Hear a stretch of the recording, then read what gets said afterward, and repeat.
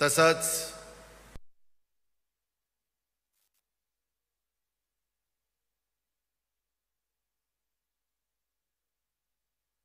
काँग्रेसमधनं राष्ट्रवादीमध्ये प्रवेश केलेला आहे। अशा अनेक सहकाऱ्यांनी त्याच्यामध्ये भामरागडचे आहेत, त्याच्यामध्ये अहेरीचे आहेत, त्याच्यामध्ये इतर वेगवेगळ्या भागातले रियाज भाईच्या बरोबर आलेले विलास सिडा, नवराज शेख, मनीष दुर्गे, अक्षय कोंगाटी, अयान पठाण, इब्राहिम शेख, सोनू सडमेक, माहिर शेख, अक्षय देवांगण, राम सिडाम, मारुती सिडाम, जावेद शेख, श्रीनिवास मेश्राम, सलीम शेख, सतीश कावडे, आशिष गुरनुले, सपना ईश्वरकर, तुळजाताई तलांडे, अहमद शेख आणि त्यांच्याबरोबर असंख्य कार्यकर्त्यांनी राष्ट्रवादी काँग्रेस पक्षामध्ये प्रवेश केला। ते सगळे माझे सहकारी ज्यांनी आज तुमच्या माझ्या साक्षीनं राष्ट्रवादी काँग्रेस पक्षामध्ये प्रवेश केला आहे, त्या रियाजभाई शेख आणि अनिल करमरकर तसंच मनीष दुर्गे ह्या सगळ्यांना मी सांगू इच्छितो की धर्मराव बाबा अत्रामांच्या नेतृत्वाखाली माझ्या गडचिरोली जिल्ह्यामध्ये माझ्या ह्या विधानसभा मतदारसंघामध्ये राष्ट्रवादी काँग्रेस बळकट करण्याचं काम रवींद्र वासेकर, बाबा अत्राम आणि सगळे मान्यवर करतायत। तुमची पण ताकद आहे, तुम्ही पण या भागामध्ये शिवसेना वाढवण्याच्या करता प्रयत्न केला, काहींनी काँग्रेस वाढवण्याच्या करता प्रयत्न केला, परंतु राष्ट्रवादी काँग्रेस पक्ष हा सर्व जाती धर्माला बरोबर घेऊन जाणारा पक्ष आहे। शिवशाहू फुले आंबेडकरांची विचारधारा पुढे नेणारा पक्ष आहे आणि त्याच्यामुळे तुम्ही एक चांगला निर्णय घेतला। मी मनापासून राज्यातल्या राष्ट्रवादी काँग्रेस पक्षाच्या सगळ्या कार्यकर्त्यांच्या साक्षीनं आपलं सर्वांचं पक्षामध्ये स्वागत करतो। तुम्हाला राष्ट्रवादी काँग्रेस पक्षामध्ये प्रवेश दिला असं देखील जाहीर करतो आणि निश्चितपणे आपली ताकद ह्या निमित्तानं वाढलेली आहे। त्या ताकदीचा उपयोग माझ्या सिरोंचा, मुलचेरा, एटापल्ली, भामरागड, अहेरी आणि आपला अल्लापल्ली या सगळ्या शहरामध्ये आणि विधानसभा मतदारसंघामध्ये अधिक जोमाने काम करण्याच्या करता आपण एकमेकाला साथ देऊ। आम्ही सरकारच्या माध्यमातून इथली विकासाची कामं अधिक मोठ्या प्रमाणावर करण्याचा शब्द देखील मी सुरुवातीलाच आपल्या सर्वांना देतो आणि त्यांचं स्वागत करतो। मित्रांनो, आज मोठ्या प्रमाणावर माझे आदिवासी बांधव, शेतकरी बांधव, माझ्या मायमाऊली, माझ्या भगिनी, माझ्या लेकी या ठिकाणी आलेल्या आहेत। त्या सर्व उपस्थित असणाऱ्या स्त्री शक्तीला मी अभिवादन करतो, त्यांना मनापासून नमस्कार देखील करतो। कार्यक्रमाच्या सुरुवातीलाच क्रांतीवीर भगवान बिरसा मुंडा यांच्या कार्याचं, शौर्याचं, त्यागाचं स्मरण करतो। देशाच्या स्वातंत्र्यासाठी त्या काळामध्ये इंग्रजांच्या विरुद्ध सशस्त्र लढा देणाऱ्या थोर क्रांतिकारक भगवान बिरसा मुंडा, वीर बाबूराव सेडमेके यांना दोघांनाही मी वंदन करतो। उद्याच्याला संपूर्ण देशामध्ये, राज्यामध्ये 7 सप्टेंबर आणि आपल्या महाराष्ट्र राज्यामध्ये सर्वत्र मोठ्या उत्साहाने गणेशाचं, गणरायाचं आगमन होणार आहे। पुढील 11 दिवस घराघरामध्ये मंगलमय, भक्तिमय वातावरण त्या ठिकाणी राहणार आहे। गणपती बाप्पाचा आशीर्वाद आपल्या सर्वांना मिळावा, आपल्या इच्छा आकांक्षा पूर्ण व्हाव्यात अशी गणपती बाप्पाकडे प्रार्थना करतो। आपल्या सर्वांना गणेशोत्सवाच्या देखील खूप खूप मनापासून शुभेच्छा या निमित्तानं देतो। गडचिरोली जिल्ह्याचा विकासाचा इथल्या आदिवासी बांधवांशी माझा नेहमी स्नेह राहिलेला आहे, जवळचा संबंध राहिलेला आहे। गेल्या 30-35 वर्षाच्या राजकीय जीवनामध्ये काम करत असताना गडचिरोली जिल्हा एक टोकाचा जिल्हा, त्याला लागून असणारा चंद्रपूर, इकडं भंडारा गोंदिया, तिकडच्या बाजूला नंदुरबार, तिकडं अलीकडं ठाणे, मधी नाशिक, अशा वेगवेगळ्या भागामध्ये नगर, माझा आदिवासी समाज विखुरला गेलेला आहे आणि त्या आदिवासी समाजाला इतरांच्या बरोबर आणण्याच्या करता सगळेजण आम्ही प्रयत्न करतोय, चांगल्या चांगल्या योजना त्या ठिकाणी देतोय। महायुतीचा सहभागी झाल्यानंतर माझा अलीकडच्या काळातला तर हा 4था-5वा गडचिरोलीचा दौरा आहे। उपमुख्यमंत्री पदाची शपथ घेतल्यानंतर पुढच्याच आठवड्यामध्ये मी गडचिरोली जिल्ह्याचा पहिला दौरा केलेला होता आणि शासन आपल्या दारी या निमित्तानं आम्ही ह्या सगळ्या जिल्ह्यामध्ये बाबा अत्रावांना आठवत असेल आम्ही आलेलो होतो आणि त्यावेळेस मी आपल्याशी संवाद साधला होता। त्यानंतर पोलिसांचा जनजागरण मेळाव्याच्या निमित्तानं मी आपल्या जिल्ह्यामध्ये आलो। त्याच्यानंतर आदिवासी बांधवांशी संवाद या कार्यक्रमाच्या निमित्तानं मी इथं भेट दिली आणि जुलै महिन्यामध्ये आपण सुरजागड इस्पात ही एक कंपनी त्याचा भूमिपूजनाच्या कार्यक्रमाच्या करता मी आलेलो होतो। आज जनसन्मान यात्रेच्या निमित्तानं माझ्या मायमाऊलींशी, माझ्या बहिणींशी, माझ्या मुलींशी, माझ्या बांधवांशी, माझ्या शेतकऱ्यांशी संवाद साधण्याच्या करता मी आलो। आपण सगळ्यांनी अतिशय प्रेमाने आपली जे आदिवासी नृत्य आहे, आदिवासी कला आहे, त्या कलेचं आज देखील आपण जतन करता आणि त्या प्रेमाने माझ्या मायमाऊलींनी आणि बांधवांनी जे स्वागत केलं त्याबद्दल सर्व माझ्या मायमाऊलींना, बांधवांना मी मनापासून धन्यवाद देतो, त्यांचे मनापासून आभार मानतो। मी आत्ताच सांगितलं की इस्पात सुरजागड, तुम्ही लक्षात घ्या बाबांनो, बाबा अत्राम ज्यावेळेस तुमच्या सगळ्यांचं प्रतिनिधित्व करतात त्यावेळेस आम्हाला सारखं सांगत असतात की दादा आमच्या गडचिरोलीकरता अधिक दिलं पाहिजे। आम्ही त्यांच्या आग्रहाकरता मेडिकल कॉलेज गडचिरोलीला मंजूर केलं, त्याच्यातनं ह्या भागातली मुलं मुली डॉक्टर व्हावीत, यांना लांब कुठंतरी नागपूर, नाशिक, संभाजीनगर, मुंबई, पुणे ह्या भागामध्ये यायला लागू नये। त्याच भागामध्ये दर्जेदार शिक्षण दिलं तर तिथल्या वातावरणामध्ये मुलांना, मुलींना चांगल्या पद्धतीनं डॉक्टर होता येतं, शिक्षण घेता येतं, आई वडिलांना पण समाधान मिळतं आणि त्या प्रकारे 1000 कोटीचं मेडिकल कॉलेज आपण इथं दिलं, एक चांगल्या प्रकारचं हॉस्पिटल ते आपण दिलं। सतत आम्ही विचार करत असतो ह्या भागातली कामं गतीनं होण्याच्या करता महाराष्ट्राचा जर एखादा रस्ता करायचा असेल 10 कोटी रुपये लागत असतील तर आम्ही इथं 13 कोटी रुपये खर्च करतो, 30% रक्कम आम्ही जास्त खर्च करतो, का तर कामं चांगल्या प्रकारे व्हावी, इथल्या लोकांना त्रास होऊ नये।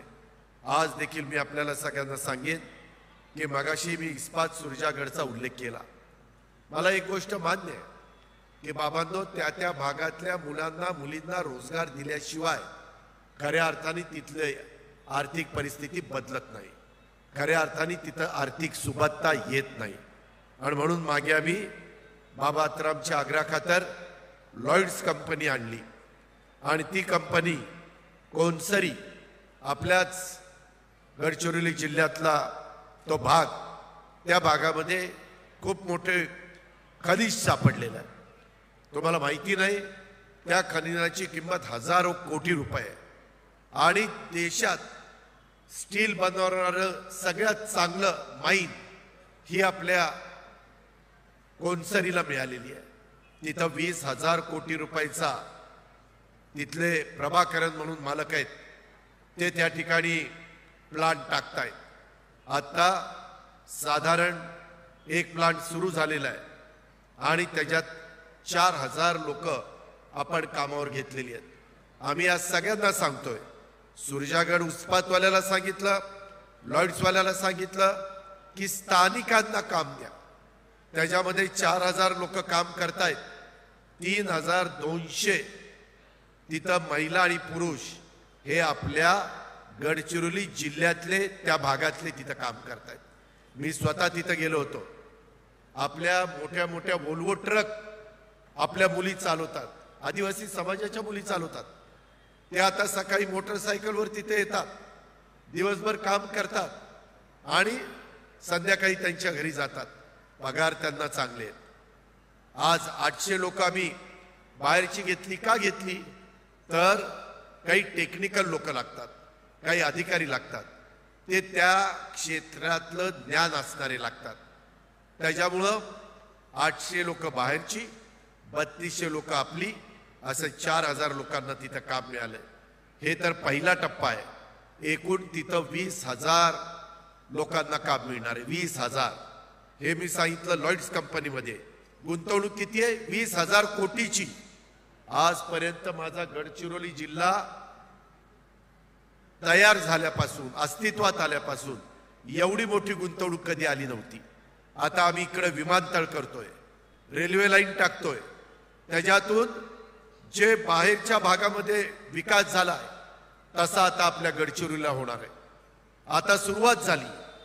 सुरजागड इस्पातचा त्यामध्ये साधारण 10,000 कोटीची गुंतवणूक आहे आणि त्यामध्ये देखील अंदाजे सुरुवातीला 5,000 आणि नंतर 10,000 पर्यंत लोक तिथं कामाला लागणार आहेत.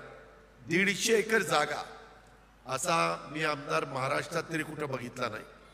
स्वतःच्या मालकीची 150 एकर जागा सुरजागडचा इस्पात प्लांटच्या करता बाबारामनी दिली. का? अट काय घातली? मला त्या इस्पातचा मालक भेटला सुरजागडचा. तो मला म्हणला की दादा मला जमीन मिळाली पण अट घातलीये की माझ्या स्थानिक भागातलीच लोक कामाला लागली पाहिजेत आणि त्या अटीवर 150 एकर जमीन बाबांनी दिली. असा कुठं आमदार आपण बघितलाय? आपल्या स्वतःची जमीन आपल्या भागातल्या लोकांना, तरुणांना, तरुणींच्या हाताला काम मिळण्याच्या करता देण्याचा एक महत्वाचा निर्णय आज इथं घेण्यात आलेला आहे. आणि अशा पद्धतीनं इथं विकास होतोय. इथली ती माईन आहे, इथली इतका तिला डिमांड आहे, जगात डिमांड आहे, देशात डिमांड आहे. तुम्ही फक्त चांगल्या विचाराच्या मागे राहा. आम्ही तुमचा सर्वांगीण विकास करून देऊ. तुमच्या आरोग्याचे प्रश्न असतील. आता परवा पण मी टीव्हीला बघितलं, काल का परवाच, 2 जण आई वडील त्यांच्या मुलांना घेऊन येत होते आणि त्यांचा मृत्यू झाला. मी त्याच्या खोलात गेलो. मला सांगितलं की दादा त्या दोघांना मलेरिया झाला होता. तुम्ही मला सांगा, मी पण मध्ये 2 दिवस आजारी होतो. मला काल कॅबिनेटला जाता आलं नाही. आदल्या दिवशी पण मला विश्रांती घ्यावी लागली. शेवटी व्हायरल इन्फेक्शन मोठ्या प्रमाणावर चालू आहे. जर आपल्यातलं मूल किंवा घरातला माणूस किंवा महिला आजारी पडली तर तिथं कुणाकडं दुसरीकडनं येऊन चालणार नाही बाबांनो. त्यामध्ये दवाखान्यात नेलं पाहिजे. जे काही वेगवेगळे प्रकार करतात त्यांच्याकडे जाऊन काही उपयोग नाही आणि त्या मुलांना प्राण गमवावे लागले. आज सोन्यासारखी मुलं आपल्यातनं निघून गेली. असं करू नका. आम्ही आरोग्याची सेवा शेवटच्या माणसापर्यंत चांगली देण्याच्या करता 5 लाख रुपयाचा विमा प्रत्येक कुटुंबाचा उतरवलेला आहे. तुमच्या घरात कुणी आजारी पडलं तर त्या विम्यातनं तुम्हाला पैसे, सगळं औषध पाणी होईल ना. त्याच्यामध्ये इंजेक्शन असतील, गोळ्या असतील, जे काही असेल ते त्याच्यातनं केलं जाईल. तुम्ही काळजी का करताय? महाराष्ट्रात ही योजना लागू केली. ती आपल्या गडचिरोलीला पण आहे, ती आपल्या सिरोंच्याला आहे, मुलचेराला आहे, एटापल्लीला आहे, भामरागडला आहे, अहेरीला आहे, सगळीकडे आहे. त्याचा फायदा तुम्ही घेतला पाहिजे. त्याच्यातून अजून काही वेगवेगळ्या अडचणी आहेत त्या सोडवण्याच्या करता आपण सगळेजण प्रयत्न करतोय. आज तर मला आठवत आहे एकंदरीत एक निसर्गाचं संरक्षण संवर्धन करणारा हा माझा आदिवासी बांधव आहे. आज मी ज्यावेळेस आल्यानंतर मध्ये मला माझ्या मायमाऊलींनी, माझ्या भगिनींनी थांबवलं. इथं पण गुलाबी फेटे बांधून माझ्या महिला इथं आल्यात. मी त्यांचं स्वागत सुरुवातीलाच केलंय. मला पर्यावरणपूरक अशा राख्या त्यांनी आज बांधलेल्या आहेत. ह्याच्यात कुठलाही, त्याच्यात निसर्गाचं कुठली अडचण नाही. इथली लोक रानावनात डोंगरदरात राहणाऱ्या आदिवासी बांधवांनी खऱ्या अर्थाने निसर्गाचं संरक्षण केलेलं आहे. पर्यावरणपूरक राखी मला त्यांनी आज बांधल्या. त्यांनी संवर्धन केलेलं आहे. आदिवासी बांधवांच्या लोककला, लोकसंस्कृती, प्रथा, परंपरा निसर्ग पूजक आहेत. तेच आपल्या देशाचं समृद्ध सांस्कृतिक वैभव आहे.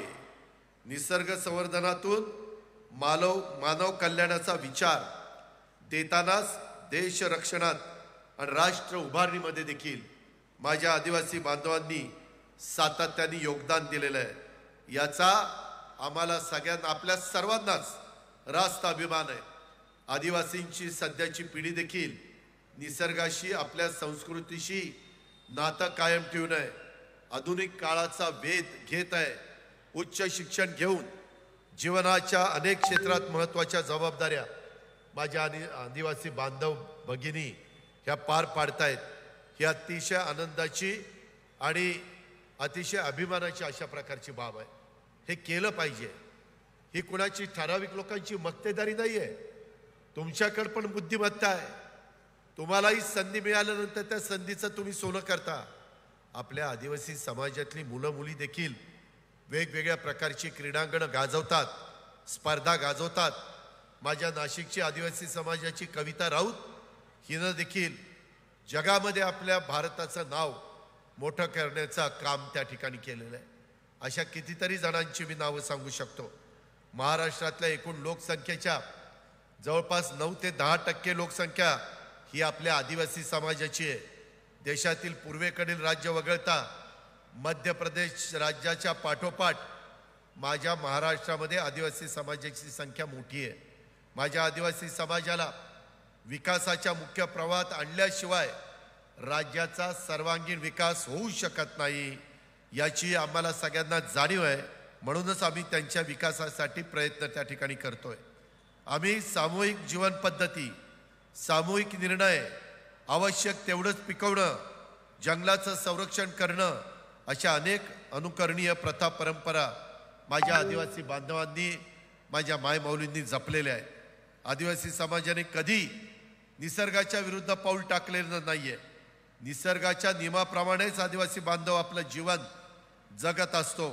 आदिवासी बांधवांनी कायमच ह्या जंगलाचं संरक्षण केलेलं आहे, रक्षण केलेलं आहे।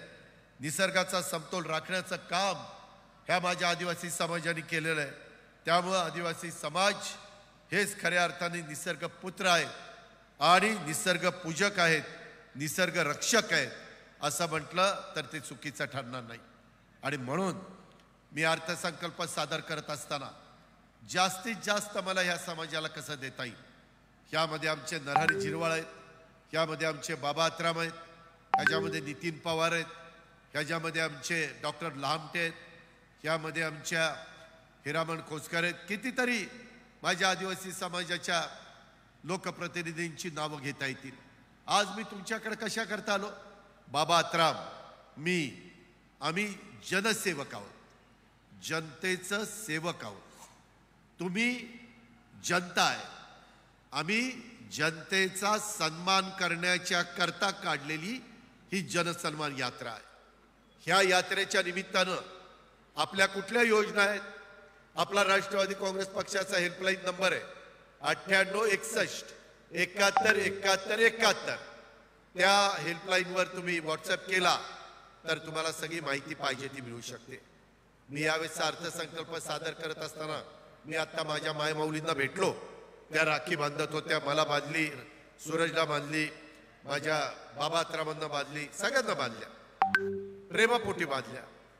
यंदाच्या रक्षाबंधनाची ओवाळणी म्हणून आम्ही आमच्या मायमाऊलींना 3000 रुपये हे त्यांच्या अकाउंटला पाठवले, डीबीटी डायरेक्ट अकाउंटला पाठवले। बऱ्याच महिलांच्या खात्यामध्ये ते जमा झाले। आता मला महिला सांगत होत्या, आता इथं महिला आहेत, किती जणांच्या खात्यावर 3000 जमा झाले? हात वर करा जरा। तिथं बाबा झालेत, अजून काहीच्या राहिल्या असतील। आम्ही आता मुदत 30 सप्टेंबर केली बाबा, काल कॅबिनेटला 30 सप्टेंबर केलेली आहे। अजून राहिलेल्या राष्ट्रवादी काँग्रेस पक्षाच्या माझ्या कार्यकर्त्यांना, आमच्या रियाज भाई, आमचे बाकीचे सगळे त्या ठिकाणी, अनिल करमकर, हे सगळे आता आलेले आमचे सहकारी रवींद्र, या सगळ्यांना विश्वासात घेऊन राहिलेल्या त्यांचा लाभ त्यांना मिळून आपल्याला द्यायचा आहे। कुठली तरी एक योजना तुम्हाला मिळेल।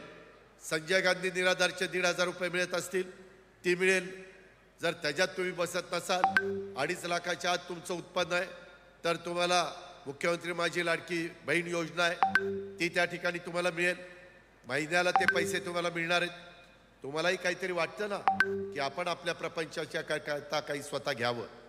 गोरगरीब महिला अक्षरशः सकाळ उजाडल्यापासून रात्री फार उशिरापर्यंत घरकाम करत असतात, सगळं काम करत असतात. सगळ्यात जास्त काम महिला करते. मग त्या महिलेला पण काही मान सन्मान प्रतिष्ठा दिली पाहिजे. आपण इतके दिवस सत्तेमध्ये सहभागी करून घेतलं, आता मात्र त्यांना आर्थिक बाबतीत सक्षम करायचंय, सबल करायचंय. म्हणून ही योजना आणलेली आहे. खूप लोकप्रिय योजना झालेली आहे, सगळीकडे त्याचं स्वागत झालेलं आहे. विरोधक ती योजना बंद करण्याचा प्रयत्न करतायत. आपल्याला ती योजना चालू ठेवायची. म्हणून महायुतीचं सरकार आणायचंय. आपल्याला आपल्या भागामध्ये घड्याळ निवडून आणायचं आहे. त्याकरता आपल्याला प्रयत्न करायचा आहे. तर ही योजना पुढे चालू राहणार आहे. घड्याळ असेल, धनुष्यबाण असेल, कमळ असेल, त्या भागामध्ये तशा पद्धतीनं आपण आमदार निवडून दिले तर पुढं 5 वर्ष योजना चालू ठेवण्याच्या बद्दल मी आपल्याला सगळ्यांना शब्द देतो. आपण काळजी करू नका. मी शब्दाचा पक्का आहे. मी बहिणींना सगळ्यांना सांगतो भावाच्या नात्याने, तुम्ही काळजी करू नका. कुणी काही खोटं नाटं सांगतील, परंतु 10 वर्ष कसं रिसोर्सेस वाढवायचे, उत्पन्न कसं वाढवायचं, चांगल्या योजना कशा द्यायच्या. मी ह्यावेळेस आम्ही युतीच्या सरकारने गरिबीमधनं तुम्हाला बाहेर काढण्याकरता या योजना दिल्या. पहिली योजना तुम्हाला 1,500 रुपये महिना माझ्या महिला वर्गाला. त्याच्यानंतर दुसरी योजना वर्षाला 3 गॅस सिलेंडर मोफत 52 लाख कुटुंबियांना. त्याचा फायदा माझ्या अनेक कुटुंबांना होणार आहे. तिसरी योजना गरिबांच्या घरातल्या मुलींना कॉलेजचं शिक्षण फ्री. गरीबाच्या घरात, मग ते मुस्लिम समाजात असो, आदिवासी, मागासवर्गीय, सर्वसाधारण, ओबीसी, भटके, कुठल्याही जाती धर्मात असो, यावेळेसच्या योजना जाणीवपूर्वक जातीपाती नात्यागोत्याचा विचार न करता समाजातल्या सर्व गरीब घटकाला त्याच्यात आम्ही सामावून घेतलेलं आहे. एकही व्यक्ती सांगू शकत नाही की मी या समाजाची आहे म्हणून मला पैसे मिळत नाही. अशी वेळ आम्ही महाराष्ट्रावर येऊन देणार नाही. ह्या सगळ्या योजना सर्व गरिबांच्या करताय. गरीब मायमाऊली करताय, गरीब बहिणी करतायत, मुली करतायत. कॉलेजचे शिक्षण, बरेच मोठ्यांच्या मुली शिकतात. गरिबाच्या मुलीनं काय करायचं? तिलाही शिक्षण घेण्याचा अधिकार आहे. ती पोलीस होईल, ती इन्स्पेक्टर होईल, ती डॉक्टर होईल, इंजिनियर होईल, सीए होईल, IAS होईल, IPS होईल, MPSC करेल, UPSC करेल. तिला नाही वाटत पायलट होईल. तिच्यात आहे क्षमता, संधी दिली पाहिजे. ती संधी महायुतीच्या सरकारने दिलेली आहे. म्हणून ती एक योजना आणली बांधवांच्या करता. मी आताच रवींद्रला विचारत होतो, आपल्याकडं शेतीपंप वापरण्याची संख्या कमी आहे, पण महाराष्ट्रातल्या 44 लाख शेतकऱ्यांचे 3 हॉर्सपॉवर, 5 हॉर्सपॉवर, 7.5 हॉर्सपॉवर ह्या जे वीज बिल, आता पंप चालू करायचा, वीज बिल भरायचं नाही, वीज बिल माफ. चांगली शेतीवाडी करा. आता इथून पुढे तर आम्ही दिवसा देणार आहे. सोलरचे 9,500 मेगावॉटचे कामं काढलेली आहेत. काम जोरात चाललंय. 1 वर्षामध्ये ते पूर्ण होईल. नंतर माझ्या महाराष्ट्रातल्या चांद्यापासून बांद्यापर्यंत सगळ्या शेतकऱ्यांना 3, 5, 7.5ची मोटरची वीज. दिवस उजाडला मोटर चालू, दिवस मावळला मोटर बंद करायची. आमच्या शेतकऱ्यांनी, बळीराजांनी घरी जाऊन बायका मुलांच्या मध्ये त्या ठिकाणी राहायचं. हे पद्धतीनं आम्ही सरकार चालवतोय. आम्हाला काही जण टीका टिप्पणी करतात, त्याच्यामध्ये आमच्यावर काही ना काही आरोप करतात, परंतु मगाशी सांगितलं तसं आम्ही शब्दाचे पक्के आहोत. वेळ मारून देणं हे आमच्या कामामध्ये बसत नाही. आणि म्हणून बाबा अत्तरामणे आम्ही सगळ्यांनी मिळून हा समाजाला पुढे नेण्याचा विचार चालवलेला आहे. तुमच्या इथं दुधाचा धंदा कमी आहे, भंडारा गोंदियामध्ये आहे. तिथं जे दूध घालतात गाईचं सरकारला, त्यांना 5 रुपये लिटरला जास्त अनुदान. 5 रुपये लिटरला अनुदान. मध्ये 10 अनुदान दिलं. आता मध्ये सोयाबीन आणि कापसाला पण अनुदान दिलं. अतिवृष्टी झाली, आता मधल्या काळामध्ये पाऊस जास्त झाला, नद्या फुल भरल्या, पाणी काही भागात सखल भागात गेलं, माझ्या शेतकऱ्याचं नुकसान झालं, बळीराजाचं नुकसान झालं, तर पंचनामा करून त्यांना त्याच्यात मदत करण्याचा निर्णय आम्ही घेतला. त्यामध्ये कुठली पण अडचण नाहीये. थोडासा वेळ लागतोय कारण सगळीकडेच पाऊस काळ पडतोय. काही ठिकाणी संत्र्याच्या बागा अडचणीत आल्या, मोसंब्याच्या बागा अडचणीत आल्या, काही ठिकाणी कापूस अडचणीत आला, काही ठिकाणी सोयाबीन अडचणीत आलं. जे काही तुमचं पीक असेल ते अडचणीत आलं, तुम्हाला 1 रुपयात पीक विमा आम्ही देतोय, बाकीचे पैसे राज्य सरकार भरतंय. तशा पद्धतीनं याही कामामध्ये आमचं सगळ्यांचं बारकाईनं त्या ठिकाणी लक्ष आहे.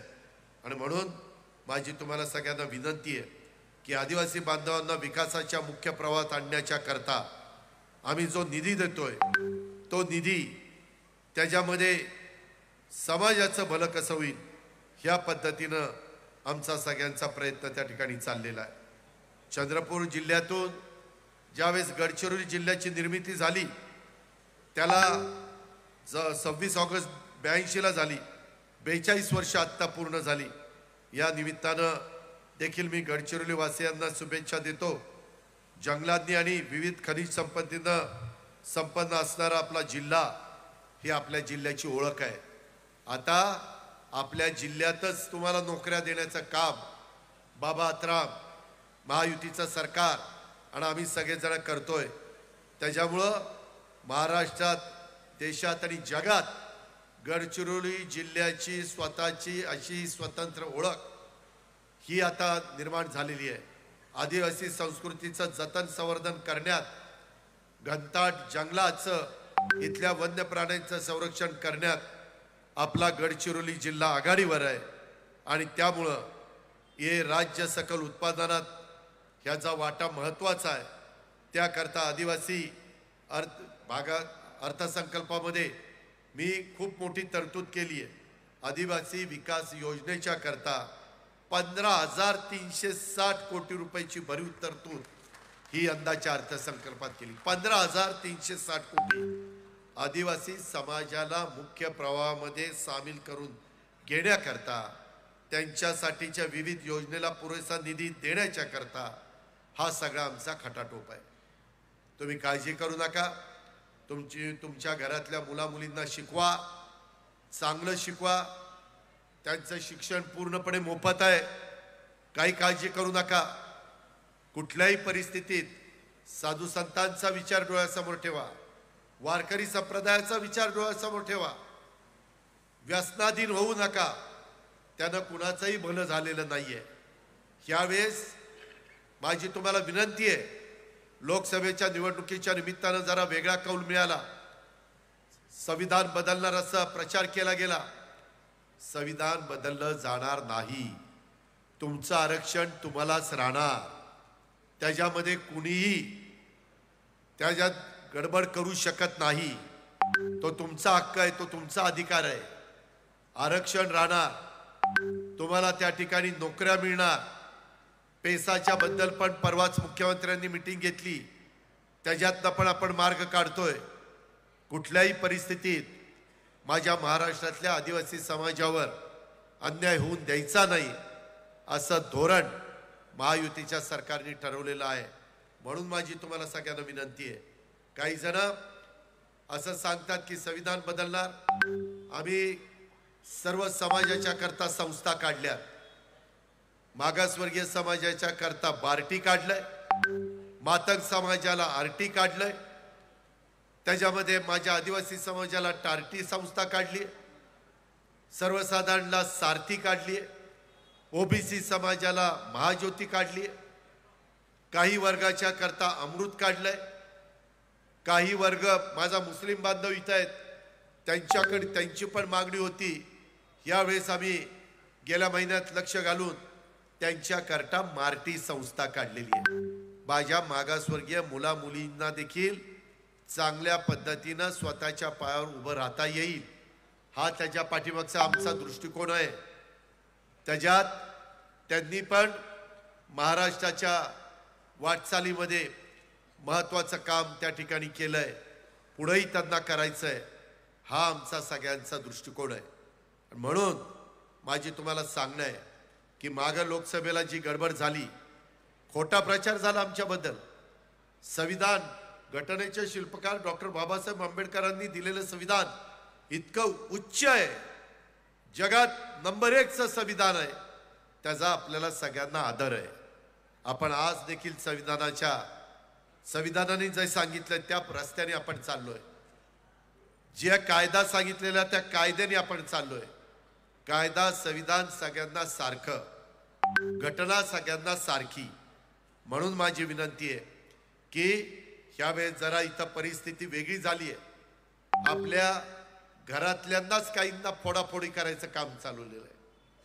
म्हणजे बाबांनी ज्यांना जन्माला घातलं, आता बाबांनी मगाशी सांगितलं, बाबांचे बंधू इथं आहेत, बाबांचे मुलगा इथं आहे, मुलगी इथं आहे, बाबांचे पुतणे इथं आहेत, अख्खं कुटुंब बाबांच्या बरोबर आहे। परंतु एकाला बाबांनी चांगल्या पद्धतीनं जिल्हा परिषदेचं अध्यक्ष केलं। खरं तर लग्न झाल्यानंतर मुलगी सासरी जाती, तरी देखील एक प्रेमापोटी बापांनी एक आधार दिला आणि त्यांना इथं, ते बेळगावला जरी दिलेलं असलं तरी इथं त्यांना थांबवलं। आता बाबाच्याच विरोधात उभे राहायला निघाले, आता काय म्हणायचं? तुम्हाला पटतं का? हे योग्य आहे का? ज्या बापानी जन्म दिला त्या बापाच्याच विरोधात असं कसं चालेल? प्रत्येकाचे दिवस असतात ना। बाबाला एवढ्या वेळेस तुम्ही संधी द्या। अजून जी काही आता मी सांगितलं तसं लॉयड्स कंपनी, आता 4000 लोक लागलीत, अजून 16000 लोक तिथं लावायची। आपल्या सुरजागडला तिथं आत्ता काम सुरू झालंय, लवकरच ते काम पूर्ण होईल, तिथं 10000 लोक लावायची। ह्याच्यातनं विमानतळ आणायचं आहे, त्याला आम्ही आता मंजुरी देतोय। त्याच्यातनं रेल्वे लाईन टाकायची, त्याच्यातनं दळणवळणाची सोय आपल्याला करायची। अशा कितीतरी योजना या बाबांच्या मनात आहेत, आमच्या मनात आहेत। ती करण्याची क्षमता, धाडस आणि क्षमता ही बाबांच्या मध्ये आहे, आम्हा लोकांच्या मध्ये, इतरांच्या मध्ये नाहीये। कारण इतरांना बाबांनी नामीच शिकवलंय। तुम्हाला माहिती आहे तुमच्याकडे कुस्त्या कितपत चालतात? नेहमी वस्तात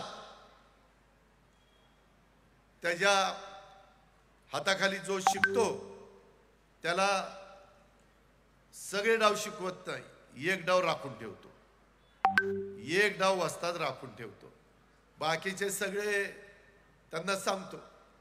मला त्यांना सांगायचं, अजूनही चूकभूल करू नका, तुमच्या वडिलांच्या बरोबर राहा। वडिलांचं जेवढं लेकीवर प्रेम असतं तेवढं प्रेम कुणीच लेकीवर करू शकत नाही। आणि असं असताना तुम्ही त्याच्यामध्ये कुठंतरी घरामध्ये फूट पाडण्याचा प्रयत्न करताय, हे बरोबर नाही, समाजाला हे आवडत नाही। त्या संदर्भामध्ये आम्ही पण अनुभव त्या ठिकाणी घेतलेला आहे। मी त्याच्यातनं मी माझी चूक मान्य केली।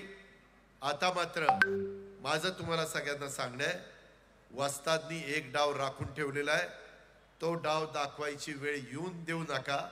व्यवस्थितपणे बाबाला उद्याच्या निवडणुकीमध्ये आपण प्रचंड मताधिक्याने विजयी करा।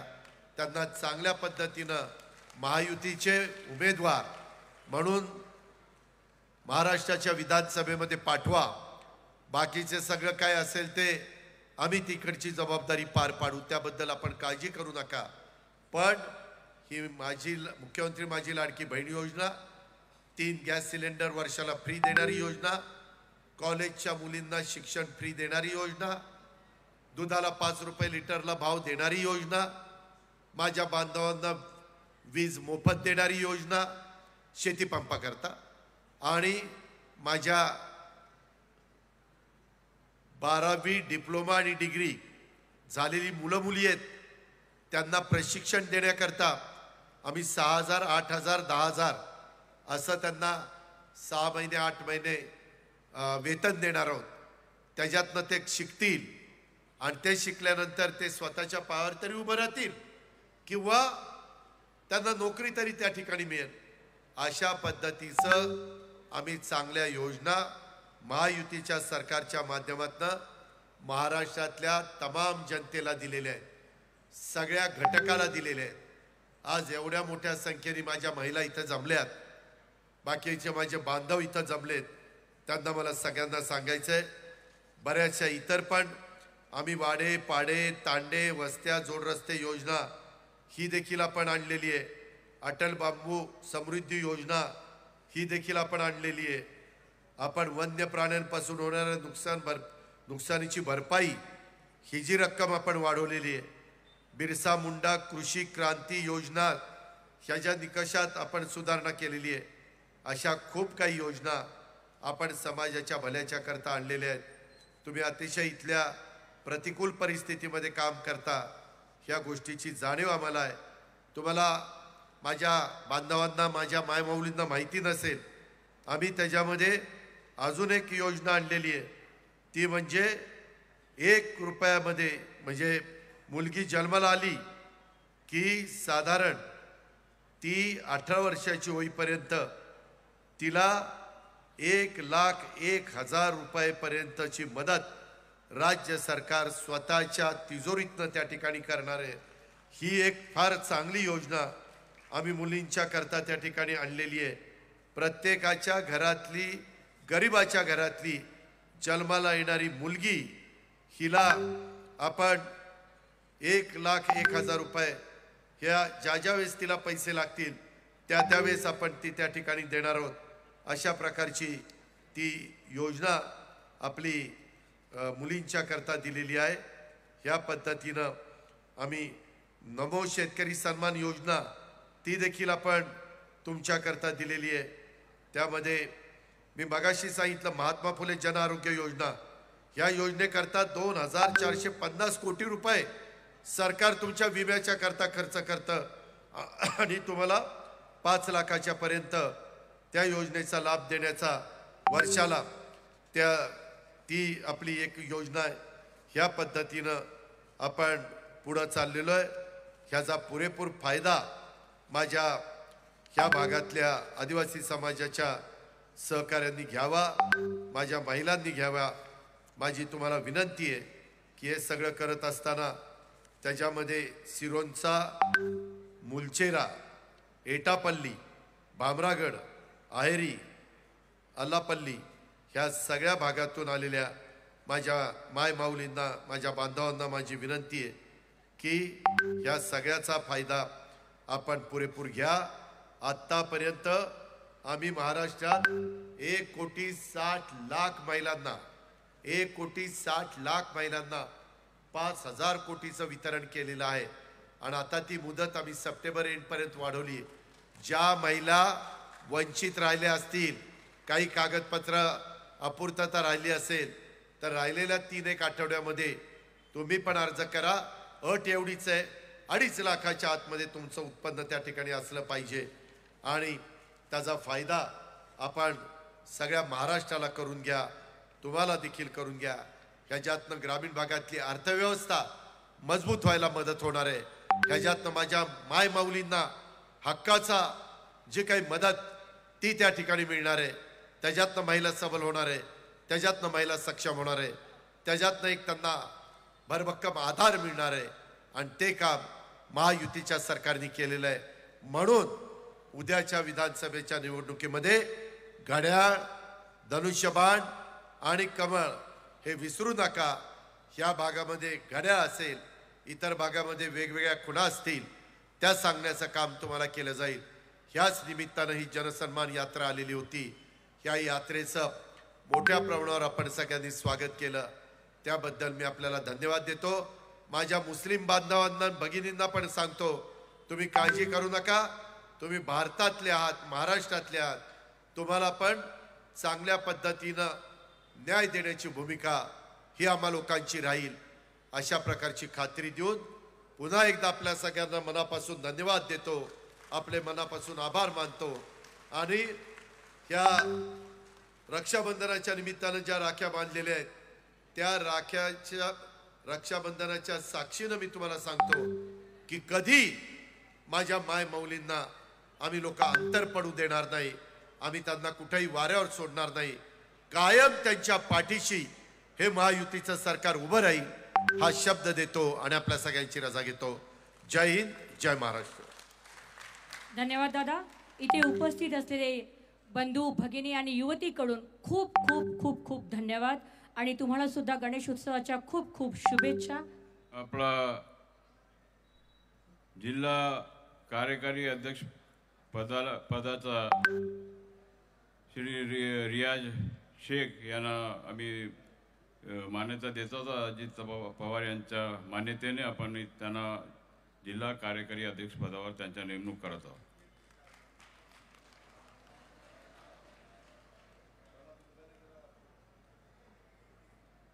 तसेच आपला महिला जिल्हा राष्ट्रवादी काँग्रेस अध्यक्ष पदावर पुष्पाताई आलोने यांचा सुद्धा नेमणूक करण्यात येत आहे. धन्यवाद.